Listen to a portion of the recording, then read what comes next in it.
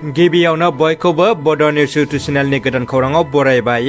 नोंथांमोननि थाखाय बे समाव माखासे खौरां लाबोदों। भिडिअखौ जोबजासे नायलांनो दाबाव आरो चेनेलाव गोदानब्ला अन्नानै साबस्क्राइब खालामना बेल आइकनआ अलाव होनानै ला आरो भिडिअखौ लाइक कमेन्ट शेयार खालामनो गुरै खावलायबाय। दानिया फैदो दिनैनि खौराङाव। गिबि खौराङाव दङ क'क्राझारनि चन्द्रपारायाव खुंदों दुलाराय आसाम सुथुर फरायसा आफादनि खुंगा 83थि गायसनथाइ सान। बे गेवलां मेलाव गाहाय आलासि महरै बाहागो लाफैयो आसामनि मन्त्रि पीयूष हाजरिकाजों लोगोसे बिटिआरनि चिफ प्रमद बर'आ। गेवलां मेलाव गोबां माननि आलासि बिथांमोनजों लोगोसे सुथुर हारिनि फरायसा दैदेनगिरि आरो रायजो राजाफ्रा बाहागो लायो। रां घुस लाना साख्रि दानजाबाय गोबां साख्रिआवलाफ्रा आरो जेलावबो थानांबाय। बेबायदि समावबो गोबां साख्रिआवलाफोरखौ सांग्रांथि गैयैखौ नुनो मोन्दों। फिन घुस लानायनि अजदाव मोगा मोगि हमजादों डिएफअजों लोगोसे हाग्रा बिफाननि सानै मावथिया। घुस लानायनि दायाव धुबुरियाव सानसेयावनो डिएफअजों लोगोसे सानै हाग्रा बिफाननि मावथिखौ हमदों एन्टि कारापसन टीमनि हानजाया। धुबुरि हाग्रा बिफाननि डिएफअ बिन'द कुमार फायें आरो सानै ग्रेड अन फरेस्टार जियाल इस्लाम आरो साहाबा सुल्तानखौ गासै 20,000 रां घुस लानाय समावनो संदानग्रा हानजाया मोगा मोगि हमनो हायो। बिटिआर गोजोन गोरोबथानि 6.3 दफा बायदियै भेन्सार फरायसालिया सोरखारि जागोन। बिनि थाखाय नायबिजिरसंनाय खामानिया जोबबानो जागायगोन। बिनि थाखाय एसे सम नांगोन। बे बाथ्राखौ बुंदों आसामनि सोलोंथाइ मन्त्रि डक्टर रनज पेगु बिथाङा। मैया अदालगुरि जिल्लायाव इउपिपिएल आरो बिजेपि जथायै सावरायलायनाय हाबाफारियाव बाहागो लाफैयो आसामनि सोलोंथाइ मन्त्रि डक्टर रनज पेगु बिथाङा बाहागो लानानै मोननै दोलोनि गोरोबथा खालामनाय आरो बिटिआरनि फरायसालिफोरखौ सोरखारि खालामनायनि बाथ्राखौ बुंथियो। क'क्राझारनि नायगावआव आदिबासि माहारिनि सुबुंफ्रा गोबां गाजा गोमजायै फालिदों करम फोरबोखौ। आदिबासि माहारिनि मख'जाथाव करम फोरबोखौ लोब्बा लाखिनानै दुलाराय आदिबासि माहारिनि सुबुंफोरनि गेजेराव गोबां गाजा गोमजा रंजाखांनायनि दोहौ नुनो मोन्दों। बे करम फोरबोआ आदिबासि माहारिनि मोनसे आबाद आरो मिथिंगाजों लोब्बा थानाय मोनसे दोरोङारि फोरबो। गाहाम आबाद मोननायनि लोगोसे गोजोन जिउ संसार खौसेथि बायदिनि थाखाय इसोरनियाव आरज गाबो।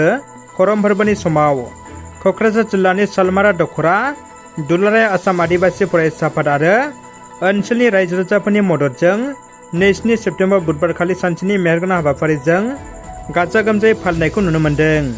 फोरबो फालिथायनि हाबाफारियाव गोबां लाइमोन सिख्ला सेंग्रा बोराय बुरै गथ' गथाय बयखौबो रंजा बाजा बाहागो लानायखौ नुनो मोन्दों।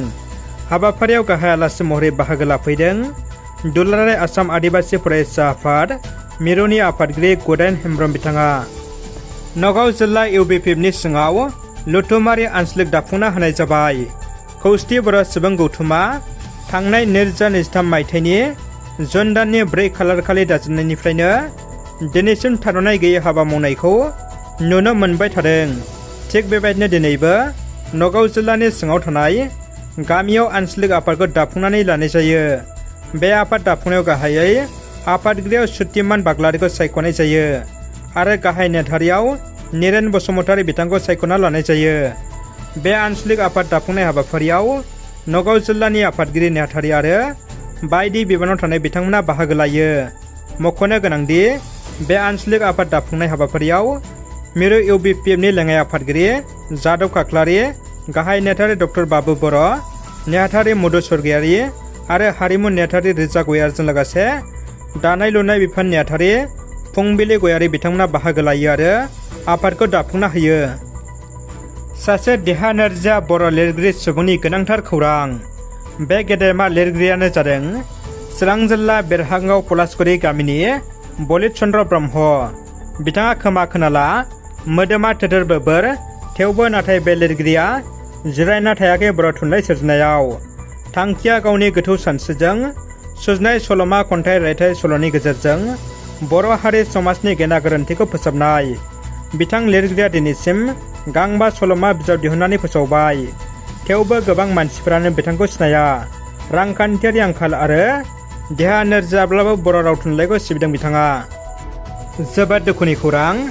क'क्राझार CITआव फरायनाय दिपज्योति बसुमतारी मुंनि सासे फरायसाया गोमानानै दङ। मैया 28 सेप्तेम्बरनि मोनाबिलिनि 5 रिंगासो समाव क'क्राझार CITनि सोनाब फारसे थानाय गौरां दैसायाव गावनि लोगोफोरजों दुगैनो होनना थांनानै फैफिननो रोङासै।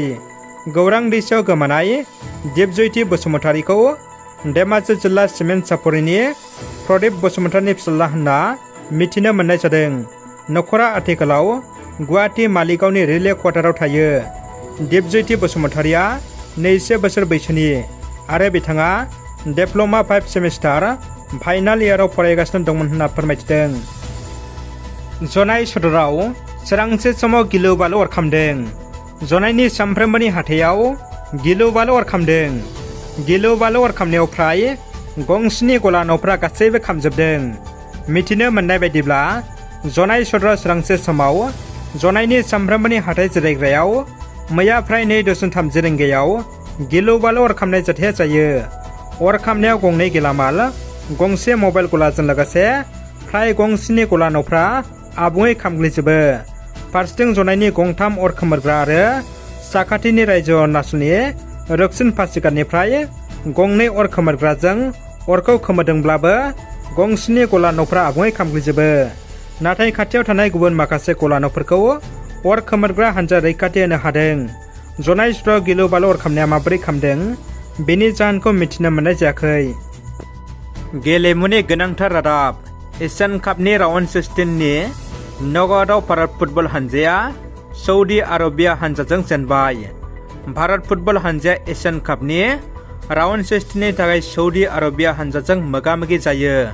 चीन हादरनि हांजौ सोहोराव जागासिनो थानाय एशियान कापनि फुटबल गेलेनायाव सौदी आरब आरो भारतनि गेजेराव गोख्रों बादायलायनाय जायो, जेराव बे गेलेनायाव सौदी आरबिया हानजाया भारतखौ 2 गल सोयो। सौदी आरबिया हानजाजों जेननायनि उनाव भारत फुटबल हानजाया एशियान कापनिफ्राय बिदाय लानांबाय। दानिया फैदो जोबथा खौराङाव। धेमाजि जिल्ला खुंथाय आरो धेमाजि जिल्ला हेल्थ कमिटिनि बानजायनायाव आयुष्मान भाबो आरो धेमाजि जिल्ला गायसनथाय सान फालिदों। मैया धेमाजि जिल्लानि सिङाव थानाय सिमेन्ट सापरि गामि पन्चायतनि मावखुलियाव धेमाजि जिल्ला खुंथाय आरो धेमाजि सिभिल हस्पिटालनि डिस्ट्रिक्ट हेल्थ कमिटिनि बानजायनायाव आयुष्मान भाबो आरो धेमाजि जिल्लानि गायसनथाय सानखौ गाजा गोमजायै फालिनाय जायो। बे गायसनथाय सानजों लोब्बा लाखिनानै सिमेन्ट सापरि गामि पन्चायतनि मावखुलियाव फुंनि 10 रिंगानिफ्राय बेलासिनि 3 रिंगासिम थै दान होनाय हाबाफारिबो लानाय जादों।